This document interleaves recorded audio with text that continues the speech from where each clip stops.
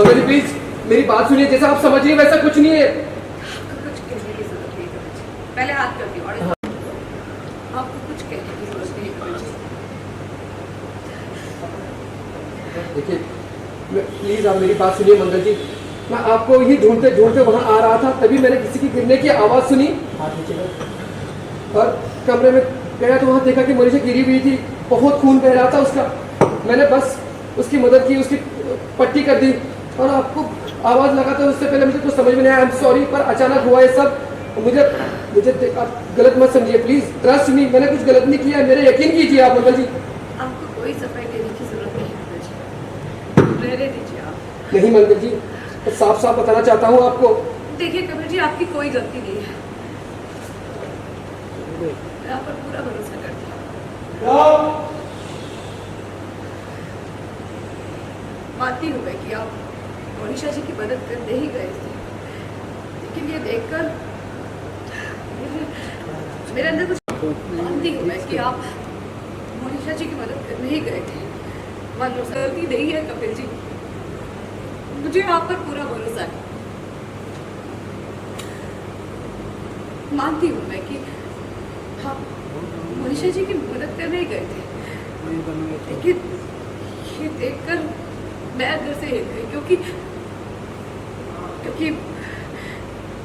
शादी के 15 साल मैंने ऐसे ही कुछ देखा है।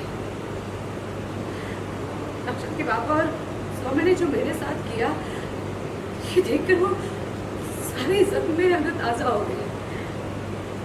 मैं शादी के इतने साल यही सोचती रही कि शायद मुझ में ही कोई कमी होगी, शायद मैं ही प्यार के लायक नहीं हूँ, लेकिन असल में गलत तो मेरे साथ ही हो रहा था।